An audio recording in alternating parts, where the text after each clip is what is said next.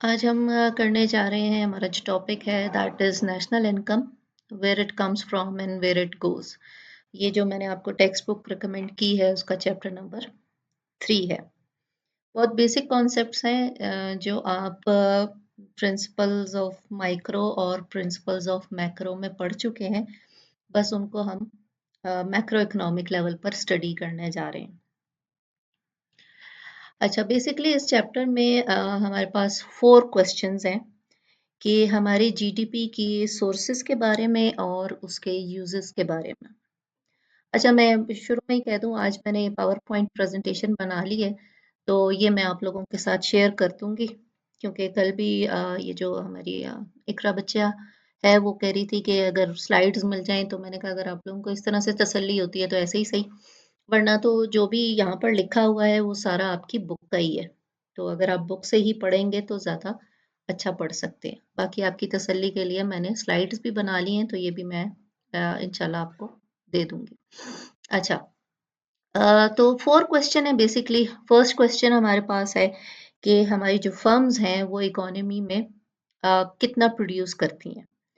एक जो इकोनॉमी है और उसकी नेशनल इनकम कैसे डिटरमिन होती है, ये हमारा फर्स्ट क्वेश्चन है। प्रोडक्शन क्या है और नेशनल इनकम कैसे डिटरमिन होती है। सेकंड क्वेश्चन ये है कि ये जो हम इनकम रिसीव करते हैं प्रोडक्शन से, how this income is divided among the workers और द ओनर्स ऑफ कैपिटल, कि हमारे फैक्टर्स ऑफ प्रोडक्शन में ये इनकम कैसे डिस्ट्रीब्यूट होती है। फर्स्ट स्टेप में हम आउटपुट प्रोड्यूस करते हैं, उससे हमें इनकम रिसीव होती है। सेकेंड स्टेप में जो हमें इनकम रिसीव होती है वो किस तरह से हमारे फैक्टर्स ऑफ प्रोडक्शन में डिस्ट्रीब्यूट होती है। थर्ड क्वेश्चन है हमारा कि जो हम आउटपुट प्रोड्यूस करते हैं, जो हमने फर्स्ट क्वेश्चन में देखा, वो आउटपुट खरीदता कौन है। उसमें से हाउस होल्ड कितना परचेज करते हैं कंजम्पशन के लिए, आपकी फर्म्स इन्वेस्टमेंट के लिए कितना परचेज करती हैं, and how much does your government by for public purposes. ठीक है, 3 क्वेश्चन ये हो गए। फोर्थ क्वेश्चन हमारे पास फिर एंड में, चैप्टर के एंड में हम डिस्कस करेंगे कि आपकी जो demand and the supply of goods and services है उसमें इक्विलिब्रियम कहाँ पर आता है। तो ये 4 क्वेश्चंस हमने इधर एड्रेस करने हैं। तो फर्स्ट की तरफ हम जाते हैं। उससे पहले ये एक सर्कुलर फ्लो ऑफ इनकम है आपकी बुक में, सेम डायग्राम है। ये बेसिक कॉन्सेप्ट होता है। आई होप आप लोगों ने प्रिंसिपल्स ऑफ मैक्रो में पढ़ा होगा। इसमें जो ये येलो बॉक्सेस हैं, ये आपके 3 सेक्टर्स हैं। ये हम 3 सेक्टर इकोनॉमी ले रहे हैं। We have households, we have government and we have firms. तो we have a 3 sector economy here, और उसमें आपको दिखाया गया है कि किस तरह से मूवमेंट हो रही है इनकम की between household and firms, फिर household and government and firms and government among these 3 sectors. मैंने ऊपर 4 लिखा हुआ है विच इज रॉन्ग, ये 3 सेक्टर इकोनॉमी है। 4th सेक्टर तब होता जब हम इसमें नेट एक्सपोर्ट्स, फॉरेन सेक्टर को भी इंक्लूड करते। This is 3 sector economy. अब इसमें है क्या, इसमें हम देख सकते हैं कि पहले जो है आपका हाउस होल्ड्स जो हैं आपके, वो अम, उनसे आपकी फैक्टर्स ऑफ प्रोडक्शन होते हैं, जो वो फर्म्स को प्रोवाइड करते हैं प्रोडक्शन के लिए। तो उस फैक्टर्स ऑफ प्रोडक्शन के अगेंस्ट फर्म्स पेमेंट देती हैं। जाहिर है, अगर लेबर आ रहा है हाउस होल्ड्स की तरफ से तो फर्म्स उनको पेमेंट करेंगी उनकी सर्विसेज के अगेंस्ट।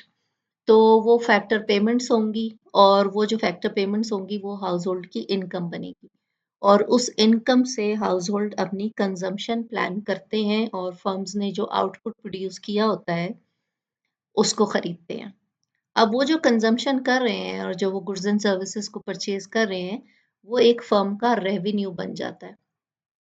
ठीक है, तो हाउस होल्ड ने फैक्टर्स ऑफ प्रोडक्शन प्रोवाइड किए फर्म्स को, फर्म्स ने उससे आउटपुट प्रोड्यूस किया, और फैक्टर ऑफ प्रोडक्शन के अगेंस्ट हाउस होल्ड्स को इनकम पे की। उस इनकम को हाउस होल्ड ने कंज्यूम किया किस चीज पर, जो आउटपुट फर्म्स ने प्रोड्यूस किया था। अच्छा, अब वो जो इनकम फर्म्स ने हाउस होल्ड को दी है, उस इनकम का कुछ पार्ट कंज्यूम हुआ है और कुछ पार्ट आप देख रहे हैं एक एरो जा रहा है हाउस होल्ड से गवर्नमेंट को। मतलब आप इनकम टैक्स देते हैं गवर्नमेंट को, तो उस इनकम का कंजम्पशन भी आप कर रहे हैं और उसी इनकम से आप टैक्सेस भी पे कर रहे हैं। इसके अलावा बीच में आप ये देख रहे हैं ये फाइनेंशियल मार्केट्स भी गिवन है। अब ज़ाहिर है हमारी जो भी अगर आप कॉमन हाउस होल्ड्स में देखें तो हमारी इनकम बेसिकली 3 कैटेगरीज में जाती है। हम कंजम्पशन करते हैं, हम टैक्सेस पे करते हैं और हम सेविंग भी करते हैं। तो हाउस होल्ड की एक पार्ट इनकम कंजम्पशन हो गया जिससे वो गुड्स एंड सर्विसेज परचेज करते हैं। वो कुछ इनकम गवर्नमेंट को टैक्सेस में पे करते हैं और कुछ उनकी सेविंग्स होती हैं जो वो बैंक्स में रखते हैं। इस फाइनेंशियल मार्केट्स में मौजूद हैं हमारे पास बैंक्स। अच्छा, अब ये सेविंग्स सिर्फ बैंक्स में पड़ी नहीं रहती। क्या होता है उन सेविंग्स को यूज किया जाता है for investment in different goods and services. तो ये एरो फिर यहाँ से आ रहा है फाइनेंशियल मार्केट से towards market for goods and services. अच्छा, गवर्नमेंट जो टैक्सेस रिसीव करती है वो गवर्नमेंट का रेवेन्यू है। उससे गवर्नमेंट भी कुछ सेविंग करती है। इस वजह से गवर्नमेंट की तरफ से भी एक लाइन जा रही है, एरो जा रहा है एज पब्लिक सेविंग। जो हाउस होल्ड कर रहे हैं वो प्राइवेट सेविंग है, जो गवर्नमेंट अपने रेवेन्यू का कुछ हिस्सा सेव कर रही है वो पब्लिक सेविंग है। अच्छा, तो गवर्नमेंट अपने रेवेन्यू की कुछ सेविंग करेगी और गवर्नमेंट अपने बाकी के रेवेन्यू से कुछ परचेजेस करेगी जो गवर्नमेंट की ज़रूरत होती है। उन्होंने डिफरेंट रॉ मटेरियल, इंफ्रास्ट्रक्चर वगैरह बिल्ड करना होता है कंट्री में, उसके लिए गवर्नमेंट की बहुत सारी एक्सपेंडिचर्स होते हैं। तो ये एक सिंपल सा सर्कुलर फ्लो ऑफ इनकम है ऑफ थ्री सेक्टर इकोनॉमी के किस तरह से इनकम मूव करती है between sorry among these sectors. अच्छा जी, नेक्स्ट हम आ जाते हैं। फर्स्ट क्वेश्चन है that what determines the total production of goods and services, GDP. क्योंकि हम कहते हैं जीडीपी की क्या डेफिनेशन है, total market value of all the goods and services. तो जीडीपी हमारा दो चीजों पर डिपेंड करता है। पहला हमारा है factors of production. Factor of production को हम क्या कहते हैं, इनपुट्स, कि आप कितने इनपुट्स यूज करेंगे। सेकंड फैक्टर जो है वो है प्रोडक्शन फंक्शन। प्रोडक्शन फंक्शन क्या है कि how U turn your inputs into outputs, किस तरह से आप इनपुट्स को यूज करते हुए आउटपुट प्रोड्यूस करेंगे। तो ये दो चीजें आपके जीडीपी को डिटरमिन करती हैं, आपकी quantity of inputs and your production function. अच्छा जी, अब हम पहला जो पॉइंट है जिस पे जीडीपी डिपेंड करता है उसको देख लेते हैं, फैक्टर्स ऑफ प्रोडक्शन। यहाँ पर हम अपने एनालिसिस को सिंपल रखने के लिए अस्यूम कर रहे हैं that we have two most important factors of production. पहला है लेबर और दूसरा है कैपिटल। लेबर को हम कैपिटल एल से डिनोट कर रहे हैं, कैपिटल को हम कैपिटल के से डिनोट कर रहे हैं। अच्छा, लेबर को कैसे डिफाइन कर रहे हैं, टाइम पीपल स्पेंड वर्किंग। और कैपिटल क्या है, set of tools workers use. आपको प्रोडक्शन के लिए मशीनरी चाहिए होती है। वो जो भी मशीनरी है, या अगर आप कह लें कोई, जैसे आपकी बुक में एग्जांपल दी हुई है कि कोई अकाउंटेंट है तो उसके लिए कैलकुलेटर एक टूल है जिससे वो अपना काम करता है। तो डिपेंड्स कि किस तरह की प्रोडक्शन है, उसमें आपके दो most important factors of production है, लेबर एंड कैपिटल। और यहाँ पर हम दो चीज़ें और अज्यूम कर रहे हैं कि हमारे जो बोथ कैपिटल एंड लेबर हैं दे आर फिक्स्ड। उनकी क्वांटिटी जो है that is fixed and they are also fully utilised. तो जब हम इनको फिक्स्ड लेते हैं तो आप देख रहे हैं कि K इक्वल्स K बार, L इक्वल्स L बार, मीन्स बार शो कर रहा है कि इन दोनों की क्वांटिटीज फिक्स्ड हैं। फिर जो सेकंड हमारा पीछे मैंने बात की कि जीडीपी डिपेंड करता है फैक्टर्स ऑफ प्रोडक्शन पे और प्रोडक्शन फंक्शन पे। फैक्टर्स ऑफ प्रोडक्शन देख लिया, अब हम देखते हैं प्रोडक्शन फंक्शन। प्रोडक्शन फंक्शन होता क्या है, प्रोडक्शन फंक्शन आपको बताता है that how much output is produced from given amounts of capital and labour with available production technology। कि आप किस तरह से अपना जो कैपिटल और लेबर है उनको यूज करते हुए आप कितना आउटपुट प्रोड्यूस करते हैं, ये आपको बताता है आपका प्रोडक्शन फंक्शन। ये प्रोडक्शन फंक्शन की सिंपल फॉर्म है। Y shows आउटपुट और इनकम। F फंक्शन के लिए है। Output is a function of capital and labour. ठीक है, सिंपल सा है। अब इसमें हमने कहा कि टेक्नोलॉजी गिवन है तो आपके जो फैक्टर्स ऑफ प्रोडक्शन है वो आपका आउटपुट प्रोड्यूस करेंगे। अम, अब आपकी जो टेक्नोलॉजिकल चेंज है उससे आपका प्रोडक्शन फंक्शन चेंज हो सकता है। मतलब क्या है कि अगर if you have a better technology at hand तो you can produce more output और मोर गुड्स। ठीक है, और यहाँ पर हम अपने एनालिसिस को सिंपल रखने के लिए एक और assumption ले रहे हैं that production function has constant returns to scale. ये हम लोग माइक्रो में भी पढ़ते हैं, constant returns to scale, increasing returns to scale and decreasing returns to scale. यहाँ पर हम कांस्टेंट रिटर्न्स टू स्केल ले रहे हैं, उसका मतलब क्या है कि अगर हम लेबर और कैपिटल को 10% से इंक्रीज करेंगे तो output will also increase by 10%। मतलब जितना फैक्टर्स ऑफ प्रोडक्शन जितनी परसेंटेज से इंक्रीज होंगे आउटपुट भी उतनी ही परसेंटेज से इंक्रीज होगा।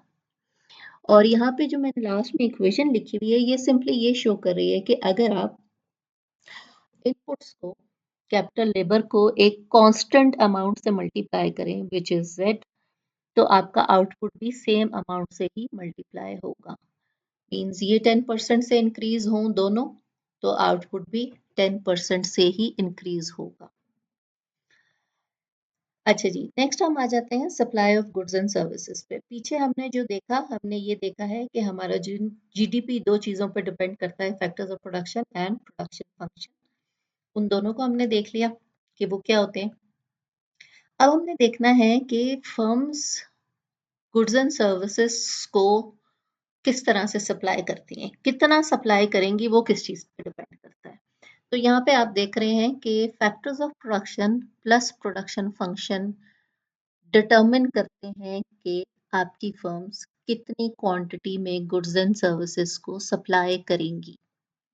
ठीक है, क्योंकि जाहिर है फैक्टर्स ऑफ प्रोडक्शन लेबर और कैपिटल ही आपकी प्रोडक्शन कर रहे हैं और प्रोडक्शन फंक्शन उन इनपुट्स को यूज करके आउटपुट प्रोड्यूस कर रहा है, तो ये दोनों ही डिटरमिन करेंगे कि फर्म्स ने कितनी सप्लाई करनी है।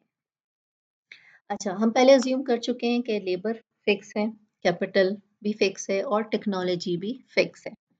तो जब जो इनपुट्स हैं वो सब फिक्स्ड हैं तो ऑब्वियसली हमारा आउटपुट जो सप्लाई होगा वो भी फिक्स क्वांटिटी होगी। तो यहाँ पर आप देख रहे हैं ये हमने प्रोडक्शन फंक्शन को बार्स की फॉर्म में लिख लिया है कि output is a function of fixed capital and fixed labour and उसके जो रिजल्ट है हमारे पास वो क्या है, a fixed level of output. ठीक है, यहाँ तक क्लियर है कि क्यों आउटपुट फिक्स्ड है? जरा एक दफा मुझे बता दीजिए ताकि मुझे पता चले आप लोग समझ रहे हैं चीजों को, क्योंकि शक्लें तो मैं देख नहीं सकती इसलिए मुझे पता नहीं चल रहा।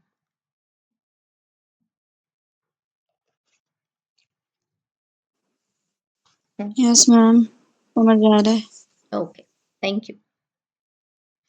अच्छा जी, नेक्स्ट है हमारे पास how national income is distributed to the factors of production. अब हम आगे हैं सेकंड क्वेश्चन पे।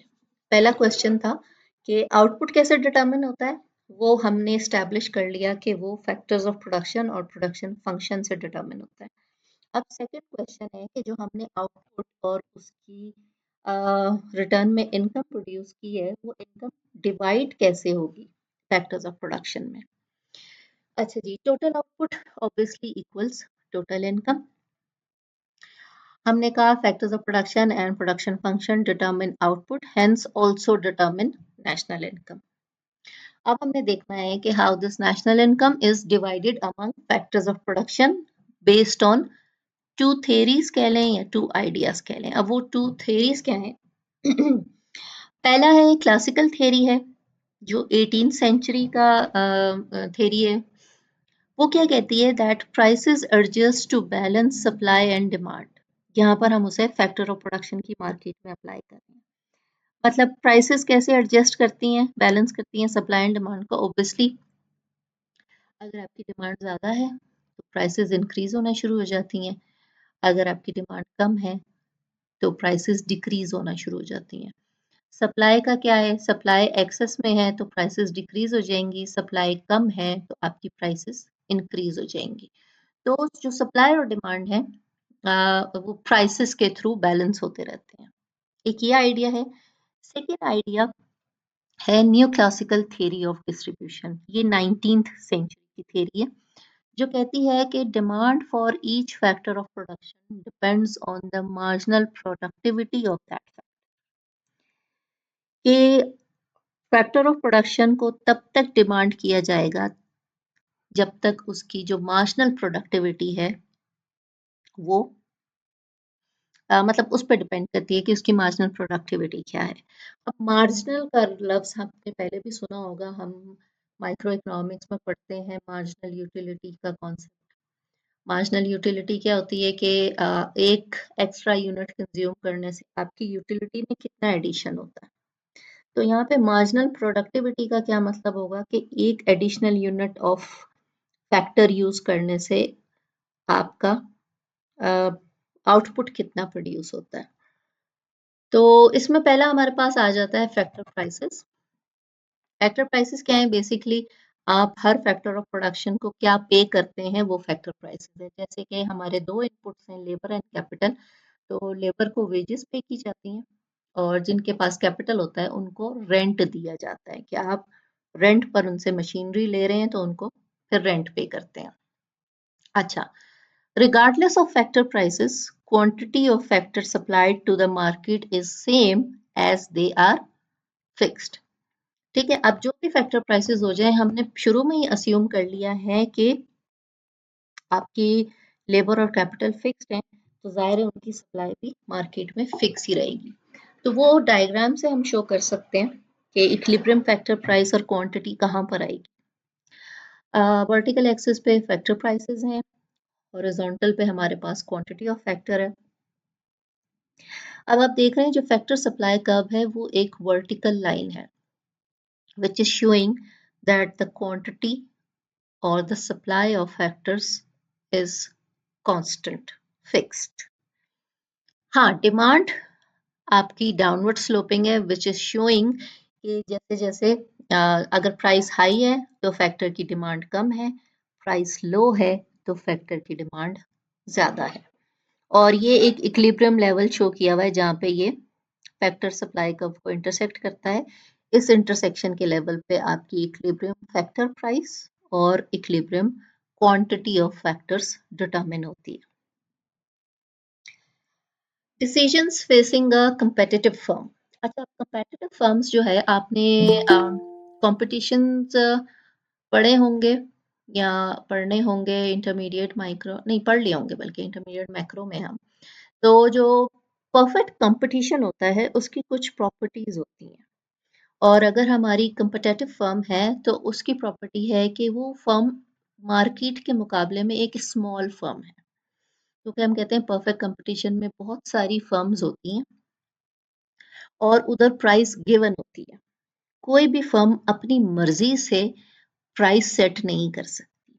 जो मार्केट डिटरमिन्ड प्राइस है उसको अपनी प्रोडक्ट उसी प्राइस पर सेल करनी है।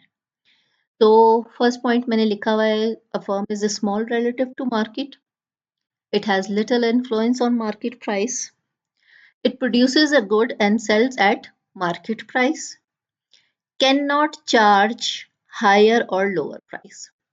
वो हाई प्राइस चार्ज करेगी तो लोग दूसरी फर्म्स की तरफ जाके उनके प्रोडक्ट खरीद लेंगे, और अगर वो लोअर फर्म हो तो चार्ज लोअर प्राइस चार्ज ही नहीं कर सकती, क्योंकि बाकी की जो फर्म्स हैं वो उसको मार्केट से ही बाहर निकाल देंगी कि तुमने क्यों कम प्राइस पे चार्ज की।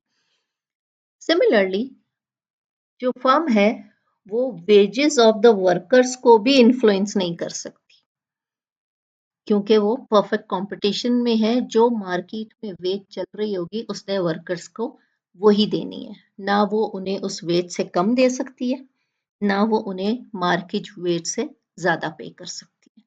तो आपकी जो कंपैटिटिव फर्म है, वो ना प्राइसेस को इफ़ेक्ट कर सकती है और ना ही वो वेजेस को इफ़ेक्ट कर सकती है। उसने मार्केट प्राइस और मार्केट वेज को ही लेकर काम करना है। अच्छा, अब हम देखते हैं कंपैटिटिव फर्म का प्रोडक्शन फंक्शन क्या होता है। सेम वही प्रोडक्शन फंक्शन है, obviously output is a function of capital and labour. और फर्म ज़्यादा आउटपुट प्रोड्यूस कर सकती है अगर वो ज़्यादा वर्कर्स एम्प्लॉय करे या वो ज़्यादा मशीनरी यूज़ करे। दोनों की क्वांटिटी बढ़ाएगी तो आपका आउटपुट भी बढ़ जाएगा। अब ऑब्वियसली वी नो कि फर्म्स का जो ऑब्जेक्टिव है that is maximisation of profits. तो हम देखते हैं कि प्रॉफिट होता क्या है। प्रॉफिट की सिंपल सी डेफिनेशन है रेवेन्यू माइनस कॉस्ट। आपने कितना कमाया है और कितनी आपकी कॉस्ट आई है। रेवेन्यू को फर्दर डिफाइन करें तो रेवेन्यू क्या है, price of the product into the product itself, मतलब प्राइस इनटू आउटपुट, ये आपका रेवेन्यू है। आप किसी भी कमोडिटी के आउटपुट को उसकी प्राइस से मल्टीप्लाई करेंगे तो यू गेट द रेवेन्यू। अच्छा, कॉस्ट क्या है। कॉस्ट अब हमारे पास दो तरह की है, हम लेबर यूज कर रहे हैं और हम कैपिटल यूज कर रहे हैं। तो we have labour cost and we have capital cost. अच्छा, प्रॉफिट मैक्सिमाइजेशन में अब लेबर कॉस्ट को हम फर्दर डिफाइन करें। लेबर कॉस्ट क्या है, total amount of labour used into the wages paid to the labour. Capital cost क्या है, total amount of capital used into rent of capital. तो अब ये सारी डेफिनेशंस को अगर हम इक्वेशन में लिखें तो प्रॉफिट इसके इक्वल हो गया रेवेन्यू माइनस दो तरह की कॉस्ट है, labour cost minus capital cost. और फिर हमने कहा revenue equals P Y minus labour cost equals W L minus capital cost equals R K. अब हमें देखना है कि आपका प्रॉफिट फैक्टर्स ऑफ प्रोडक्शन पे कैसे डिपेंड करता है। तो हम क्या करेंगे, ये जो रेवेन्यू में पी वाई है, इस वाई की जगह हम प्रोडक्शन फंक्शन को सब्सिट्यूट करेंगे। जैसे मैं पिछली स्लाइड पे आपको दिखाऊं, ये है ना Y, Y equals F of K L. तो हम इस y की जगह f ऑफ के एल को सब्सिट्यूट कर दिया हमने, ठीक है। ये सब्सिट्यूट हो गया और माइनस आगे ऐसे आ गया। अब आपका प्रॉफिट किस चीज पर डिपेंड कर रहा है, इक्वेशन में आप देख सकते हैं वो प्रोडक्ट प्राइस पर डिपेंड करता है, कैपिटल पर डिपेंड करता है, लेबर पर डिपेंड करता है, आप लेबर को कितनी वेजेस दे रहे हैं उस पर डिपेंड करता है, और आप कैपिटल को कितना रेंट दे रहे हैं उस पर डिपेंड करता है। अब जो कंपेटिटिव फर्म है, हमने पहले ही कहा कि वो परफेक्ट कंपटीशन में है, तो उसको प्रोडक्ट प्राइस और जो फैक्टर प्राइसेस हैं वो गिवन होती हैं। ना वो प्राइस अपनी मर्जी की डिटरमिन कर सकती है, ना वो वेज और कैपिटल का रेंट अपनी मर्जी से डिसाइड कर सकती है। तो जब उसके लिए ये सारी चीजें गिवन हैं, तो वो अब चूज करेगी कि उसने कितना लेबर और कैपिटल यूज करे कि उसका प्रॉफिट मैक्सिमाइज हो जाए, ठीक है। तो प्रॉफिट हमें बता रहा है कि फर्म के लिए प्राइस, वेज और रेंट गिवन है। Now the firm has to choose those quantities of labor and capital that can maximize profit। अब हमें ये देखना है कि फर्म वो क्वांटिटीज कैसे डिसाइड करेगी। अब मेन क्वेश्चन आ गया हमारे पास, firms demand for factors, what are the profit maximising quantities of labour and capital. अच्छा,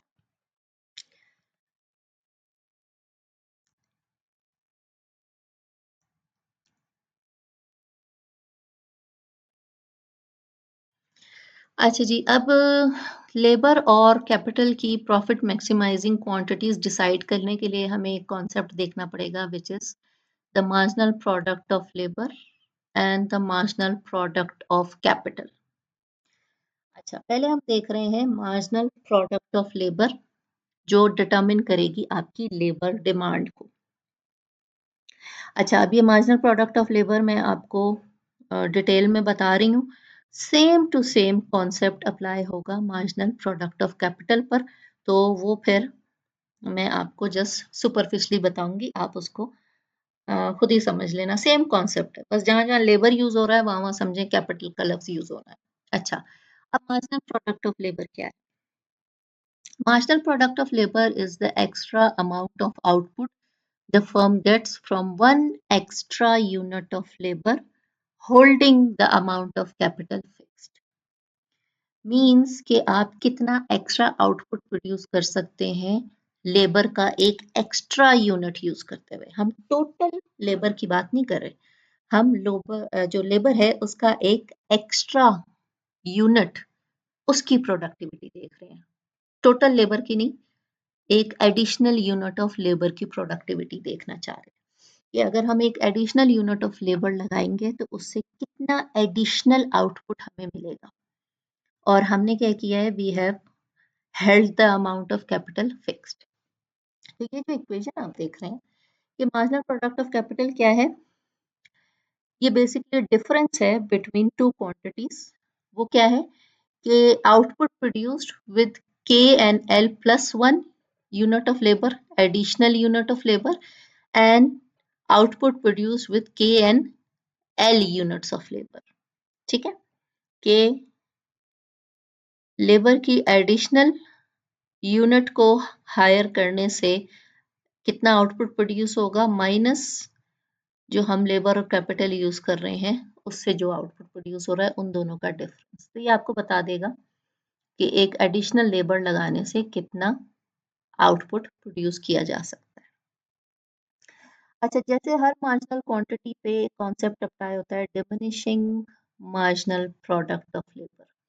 जैसे हम जब मार्जिनल यूटिलिटी पढ़ते हैं तो हम उसमें भी पढ़ते हैं कि मार्जिनल यूटिलिटी डिमिनिशिंग होती है। तो आई होप आपके ज़हन में वो कॉन्सेप्ट होगा। अब ये यहाँ पर किस तरह से हम इसको अप्लाई कर सकते हैं कि अगर कैपिटल का अमाउंट फिक्स है तो जैसे जैसे आप लेबर की क्वांटिटी इंक्रीज करते जाएंगे, the marginal product of labour decreases. कि इनिशियली जब आप लेबर की क्वांटिटी इंक्रीज करेंगे तो आउटपुट इंक्रीज होगा, लेकिन जैसे जैसे लेबर ज़्यादा होता जाएगा उसकी जो मार्जिनल प्रोडक्ट है वो डिक्रीज होती जाएगी। ये उसकी डायग्राम है। आउटपुट वर्टिकल एक्सिस पर है, लेबर हॉरिजॉन्टल एक्सिस पर है, और आप इसकी स्लोप जो देख रहे हैं ये बेसिकली आपका प्रोडक्शन फंक्शन है। प्रोडक्शन फंक्शन हमें क्या शो कर रहा है कि जैसे जैसे लेबर की क्वांटिटी इंक्रीज हो रही है आपका आउटपुट डिक्रीज होता जा रहा है।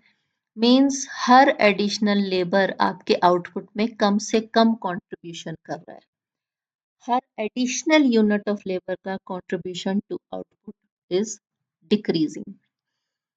अच्छा, अब ये दो पॉइंट लिखे हुए इसको देखें। The slope of the production function equals the marginal product of labour. अब ये जो स्लोप्स आप देख रहे हैं, जब एमपीएल एमपीएल एमपीएल लिखा हुआ है, ये मार्जिनल प्रोडक्ट ऑफ लेबर को शो कर रही है, इसकी स्लोप। और सेकंड पॉइंट लिखा हुआ है as more labour is added the marginal product of labour declines. आप देख रहे हैं ये एरिया लेबर एडिशन का है, और जो वर्टिकल एरिया है ये आउटपुट के एडिशन का है। तो ये वाला जो एरिया है लेबर वाला, ये सारा सेम है, 1 unit of labour 1 unit of labour 1 unit of labour. लेकिन ये जो आप वर्टिकल एरिया को देख रहे हैं, this is marginal product of labour. तो आप देख रहे हैं कि ये ज्यादा है, फिर हमने लेबर ऐड किया तो ये थोड़ा कम हो गया, फिर इस पॉइंट पर हमने फर्दर लेबर ऐड किया तो ये बहुत ही छोटी सी लाइन हो गई, जो क्या शो कर रही है कि जैसे जैसे आप लेबर की क्वांटिटी इंक्रीज कर रहे हैं आपकी जो मार्जिनल प्रोडक्ट है वो डिक्रीज हो रही है। अच्छा, यहाँ तक प्लीज मुझे बताइए, आप लोगों को कोई कंफ्यूजन तो नहीं है, समझ आ रहा है? Yes ma'am. मैम जरा डायग्राम दोबारा समझें। अच्छा, ये आउटपुट मतलब कैसे कम हो रही है ना, मुझे ये समझ नहीं आ रही। आउटपुट हम कह रहे हैं, देखो बच्चे, आपका कैपिटल फिक्स्ड है। अगर आप किसी एक काम पर लेबर की क्वांटिटी बढ़ाते जाओगे तो आप समझे वो चीज क्राउडेड होती जाएगी। इनिशियली तो लोगों को हेल्प होगी, वो ज़्यादा से ज़्यादा काम करेंगे, आउटपुट बढ़ेगा। लेकिन जब एक क्वांटिटी से ज़्यादा हो जाएगा लेबर, तो फिर आउटपुट बढ़ेगा नहीं। फिर उसमें जो इंक्रीजेस आएंगे वो बहुत माइनर आएंगे और एक पॉइंट आएगा कि आउटपुट इंक्रीज होना ही बंद हो जाएगा। ये जो डायग्राम में आप देख रहे हैं, मैंने कहा जो स्लोप है प्रोडक्शन फंक्शन की, वो है मार्जिनल प्रोडक्ट ऑफ लेबर। तो आप अगर सिर्फ स्लोप पे ध्यान दें तो ये देखें यहाँ पर कितनी स्टीप स्लोप है, मीन्स आउटपुट बढ़ रहा है लेबर के बढ़ाने से। और यहाँ पर जैसे जैसे आप ऊपर की तरफ जा रहे हैं, जो स्लोप है वो फ्लैट होती जा रही है। इसका क्या मतलब है कि अब लेबर के बढ़ाने से आउटपुट इतना ज्यादा नहीं बढ़ रहा। और ये फर्क इधर से भी शो हो रहा है कि ये जो ट्राइंगल्स बने हुए हैं ना, इन ट्राइंगल्स को आप देखें, इनका साइज छोटा होता जा रहा है। ये लेबर का एक यूनिट ऐड किया तो पहले इतना ज्यादा आउटपुट प्रोड्यूस हुआ, फिर दूसरा यूनिट ऐड किया तो पहले से थोड़ा कम आउटपुट प्रोड्यूस हुआ, फिर एक और यूनिट ऐड किया तो बहुत ही कम आउटपुट प्रोड्यूस हुआ। तो मीन्स जैसे जैसे हम लेबर ऐड करते जा रहे हैं, उसकी जो लेबर की प्रोडक्टिविटी है, मार्जिनल प्रोडक्टिविटी, वो कम होती जा रही है। अच्छा, अब है कि किस तरह से मार्जिनल प्रोडक्ट ऑफ लेबर आपकी लेबर डिमांड को डिटरमिन करती है। आपकी जो फर्म है वो जाहिर है जब लेबर को लगा रही है, एक्स्ट्रा लेबर हायर कर रही है, तो उसके दो इफेक्ट्स आएंगे। पहला ये होगा कि आउटपुट बढ़ने से उसका रेवेन्यू बढ़ेगा, और दूसरा ये होगा कि जाहिर है एडिशनल लेबर लगाने से उसकी कॉस्ट भी बढ़ेगी। ठीक है, तो दो इफेक्ट है, एक्स्ट्रा रेवेन्यू भी आ रहा है लेकिन एक्स्ट्रा कॉस्ट भी आ रही है। तो अब वो कंपेयर करेगा कि जो मैं एक्स्ट्रा लेबर लगा रहा हूँ उसका रेवेन्यू ज़्यादा मुझे मिल रहा है या उसकी कॉस्ट ज़्यादा आ रही है। तो आप में से कोई बताएगा कि अगर उसका रेवेन्यू ज़्यादा है और कॉस्ट कम है तो वो लेबर हायर करेगा या नहीं करेगा?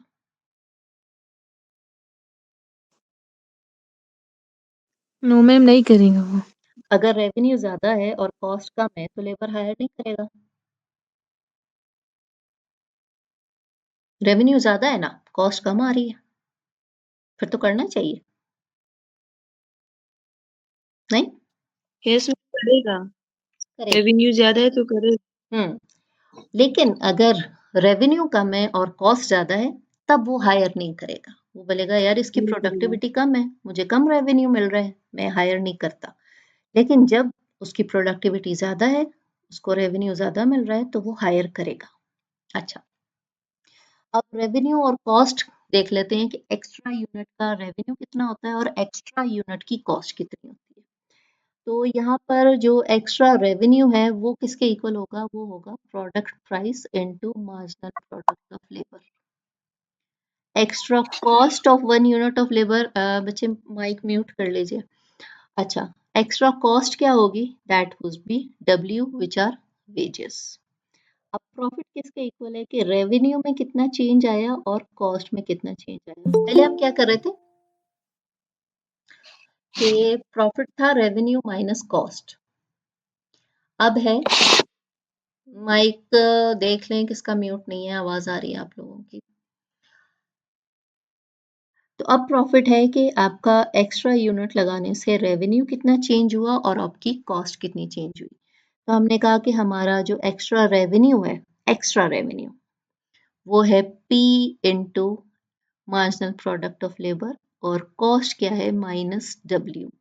अब ये यहाँ पे मैंने लिख दिया है कि अगर revenue which is P into MPL is greater than cost, तो इसका मतलब प्रॉफिट इंक्रीज हो रहा है, मतलब लेबर को हायर करना प्रॉफिटेबल है।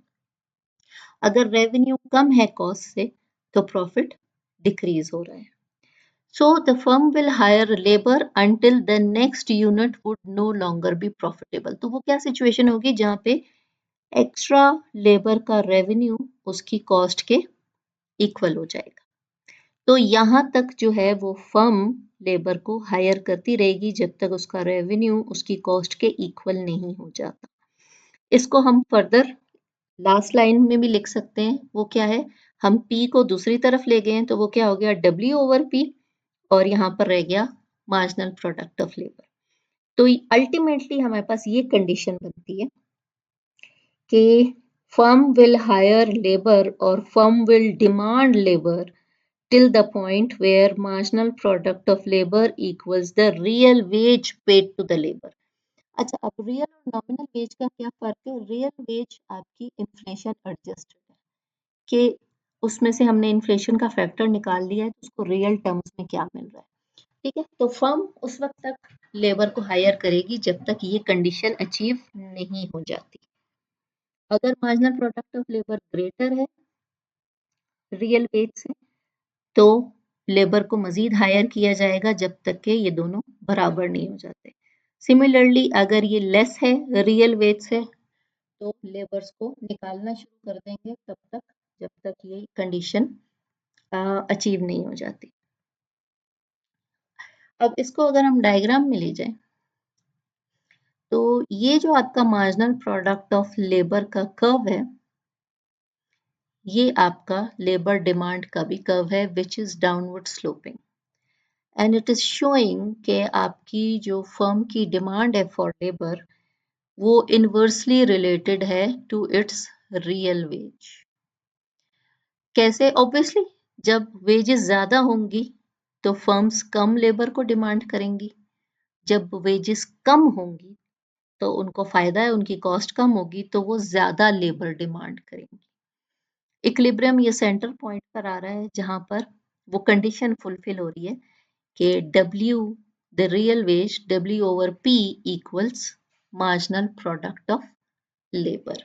ठीक है, तो जो लेबर डिमांड कर्व है वो नेगेटिवली स्लोप्ड है शोइंग कि आपकी क्वांटिटी ऑफ लेबर डिमांडेड और रियल वेज में नेगेटिव रिलेशनशिप है। When the real wages are higher, the demand for labor is lower. When the real wages are lower, the demand for labor is higher. अच्छा, now the same concept with same wording goes for capital. ठीक है, अब कोई मुझे बता सकता है कि मार्जिनल प्रोडक्ट ऑफ कैपिटल क्या होगा?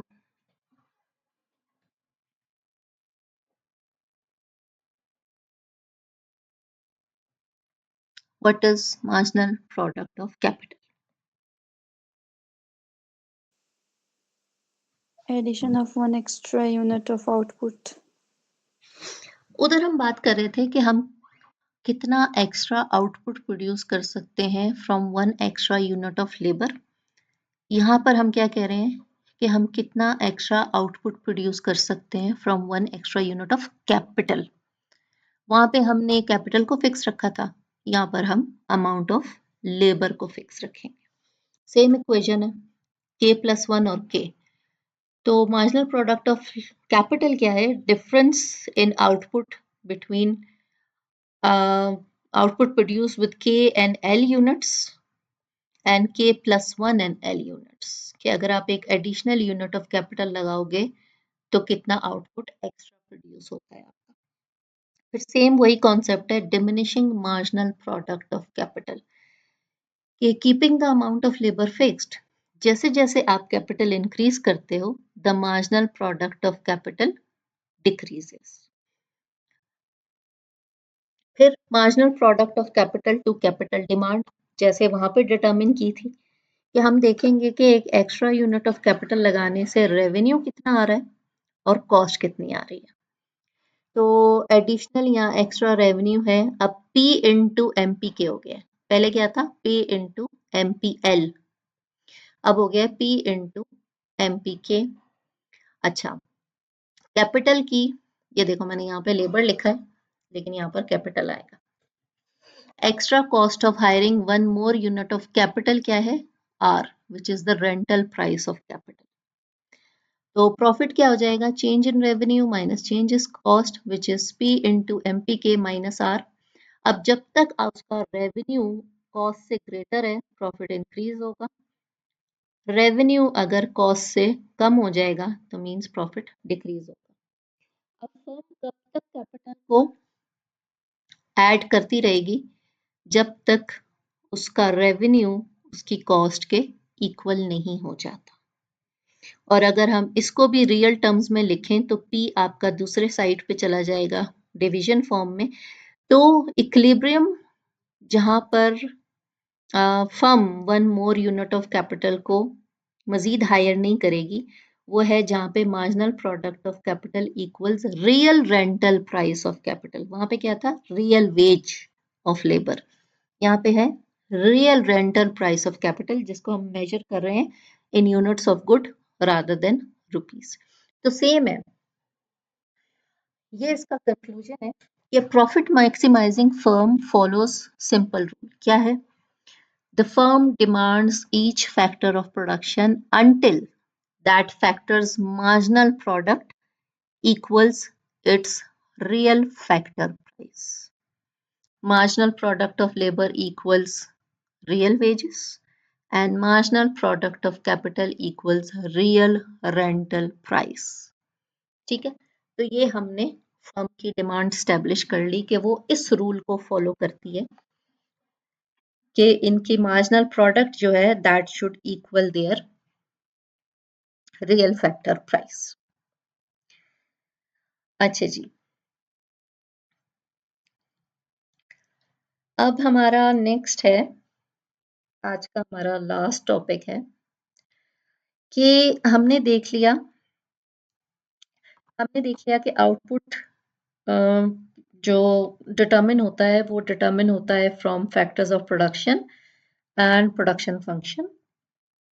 फिर हम सेकंड क्वेश्चन पे आ गए थे जिसमें हमने ये देखा कि जो आउटपुट या इनकम होती है वो किस तरह से फैक्टर्स ऑफ प्रोडक्शन में डिस्ट्रीब्यूट होती है, जिसमें हमने फैक्टर प्राइसेस देख ली और ये देख लिया कि फर्म्स लेबर और कैपिटल को उसकी जो प्रॉफिट मैक्सिमाइजिंग क्वांटिटीज हैं वो कैसे डिटरमिन करती है। तो अब हम आ जाते हैं उस डिवीजन या डिस्ट्रीब्यूशन ऑफ नेशनल इनकम पे। हमने पहले स्टैब्लिश कर लिया है that firms are competitive and profit maximising. हमने ये भी स्टैब्लिश कर लिया है कि factors of production are paid their marginal products. ये वही इक्वेशन है कि marginal product of labor should equal real wages, marginal product of capital should equal real rental price of capital. Hence, अब जो टोटल वेजेस लेबर को पे की जाती हैं वो किसके इक्वल होंगी? वो इक्वल होंगी marginal product of labour into total amount of labour used.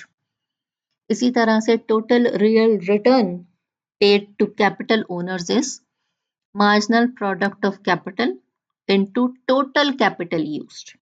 ये टोटल वेजेस हो गई और नीचे वाला total real return paid to capital हो गया कि आपने कितना वर्कर्स को दिया है और आपने कितना कैपिटल ओनर्स को दिया है।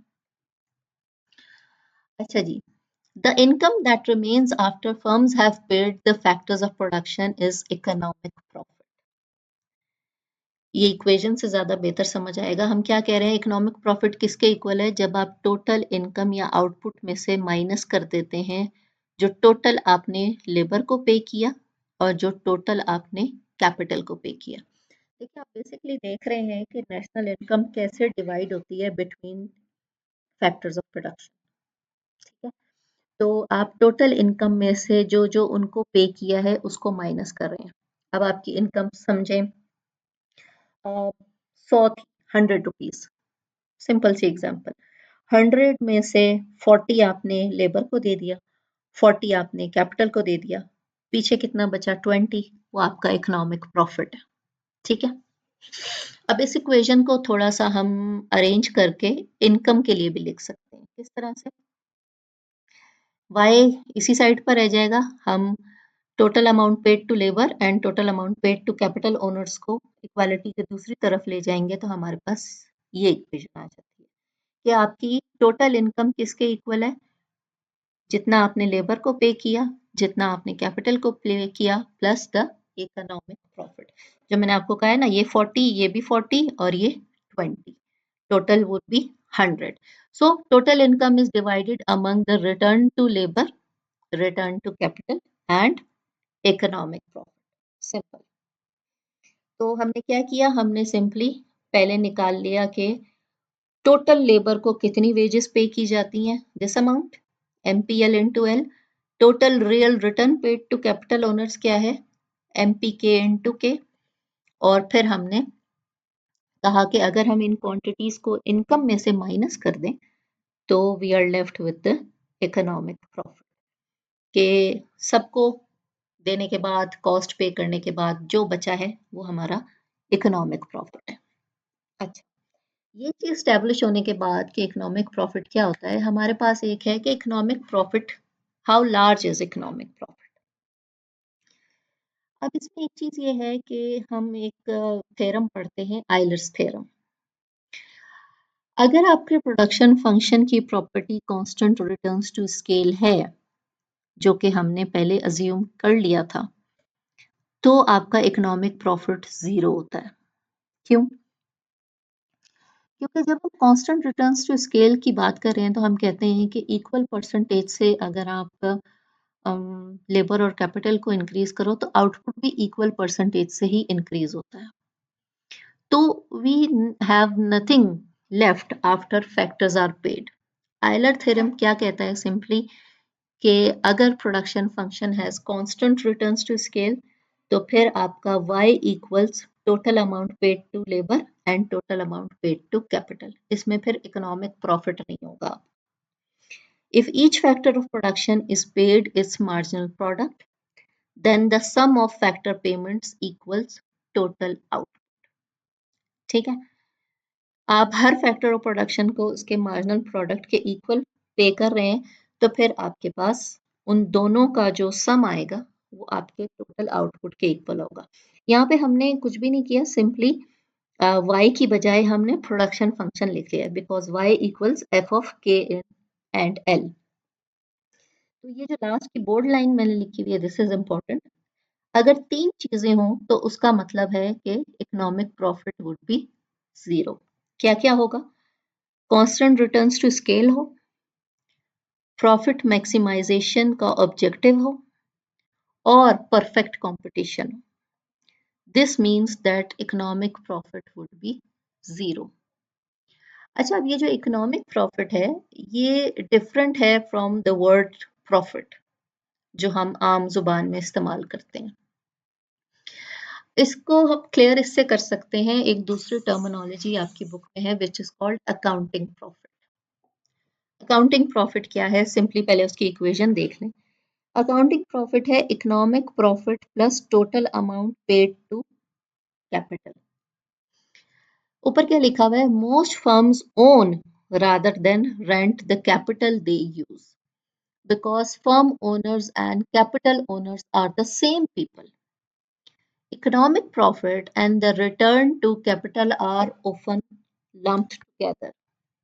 If we call this alternative definition accounting profit, then this is this.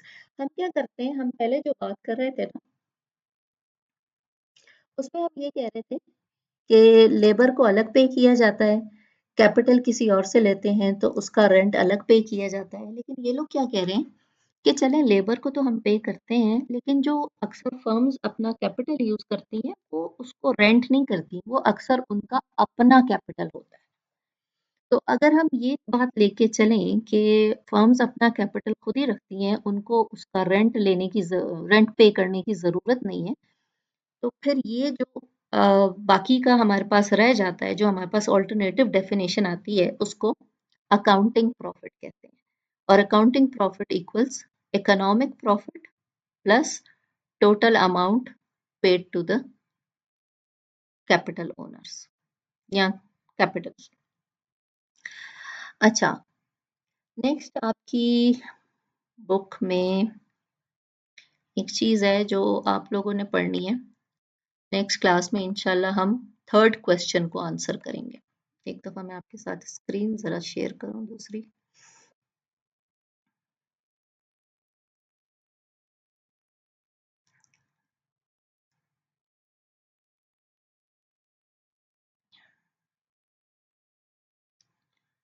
ये बुक नज़र आ रही है सबको?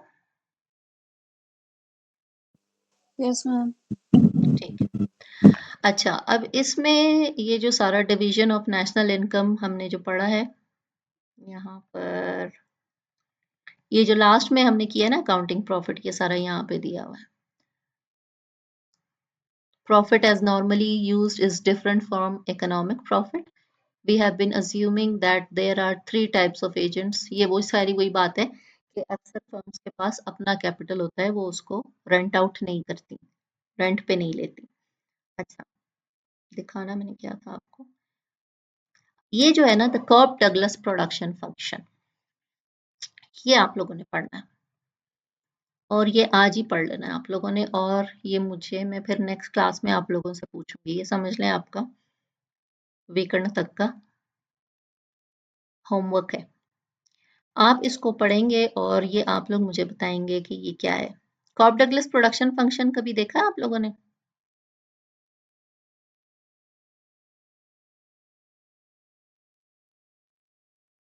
This is basically this equation is the Cobb Douglas production function where output equals A आपकी टेक्नोलॉजी है या टोटल फैक्टर प्रोडक्टिविटी है, और के कैपिटल है, एल लेबर है, और जो के ऊपर अल्फा है ये कैपिटल शेयर इन आउटपुट है, और 1 माइनस अल्फा लेबर का शेयर इन आउटपुट है।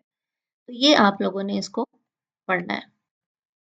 हम फिर स्टार्ट करेंगे ये थर्ड क्वेश्चन, जो मैंने आपको 4 क्वेश्चंस कहे हैं ना आज, जो चैप्टर एड्रेस कर रहे हैं, 2 हमने आज पढ़ लिए हैं।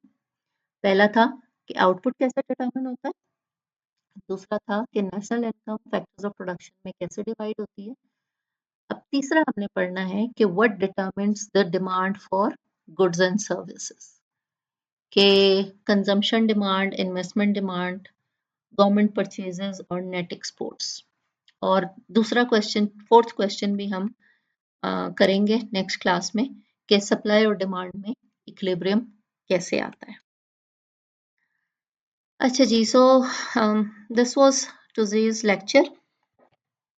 मैं आपको इंशाल्लाह इसकी स्लाइड्स भी शेयर कर दूंगी, इकरा को दे दूंगी तो इकरा आप लोगों के साथ शेयर कर लेंगी।